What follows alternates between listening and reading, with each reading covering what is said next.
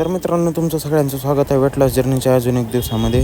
तर सकाळचे 5:30 वाजले, तयार वगैरे झालो मी. कॉफी पिलो, ब्लॅक कॉफी. तर गरम झाली, ती थंड केली. रस्त्यानं चाललो होतो तर आवाज बघा की कसला ऐकू येईल. तर लय भिल तो मी, असं आता काय बोलावं कळच ना झालं तर मला.